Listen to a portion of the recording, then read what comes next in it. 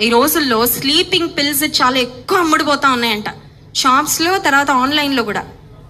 చాలా మందికి నిద్ర పట్టట్లేదు.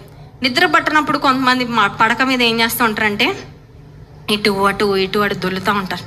నిద్ర పట్టకపోతే మోకరించి ప్రార్థన, దేవుడు నీకు ఇస్తున్న ఒక అవకాశం, దేవుడు నీకు ఇస్తున్న సమయం, ప్రపంచం అంతా సైలెంట్గా ఉన్నప్పుడు దేవుని సన్నిధిలో మొరపెట్టు. నీ కుటుంబం కొరకు ప్రార్థన చేయి, నీ కొరకు ప్రార్థన చేయి, రక్షణ పొందని వారి కొరకు ప్రార్థన చేయి. దేవుడు ప్రార్థన విషయంలో చాలా వాగ్దానాలు ఉన్నాయండి. అవి యూజువల్గా మనం ధ్యానం చేస్తూనే ఉంటాం. అడుగుడి మీకు ఇవ్వబడును, మీ సంతోషం పరిపూర్ణమగినట్లు అడుగుడి.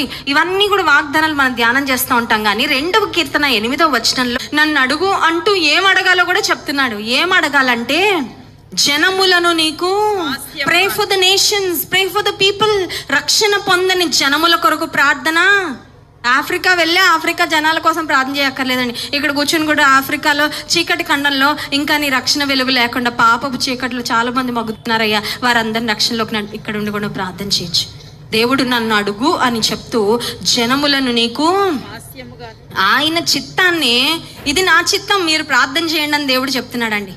కొన్నిసార్లు మన ప్రార్థనలు ఎందుకు జవాబులు పొందమంటే ఆయన చిత్తానికి వ్యతిరేకంగా ప్రార్థన చేస్తాం, జవాబులు రావు. మళ్ళీ వీ కీప్ వండరింగ్, దేవుడు ఎందుకు నా ప్రార్థన వినట్లేదు. ఆయన చిత్తానికి విరుద్ధంగా నువ్వు అడిగినప్పుడు, అది నీకు క్షేమం కాదన్నప్పుడు దేవుడు అడిగినా కూడా ఇవ్వడు.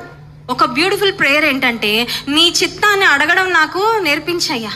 Lord teach me to ask for your will.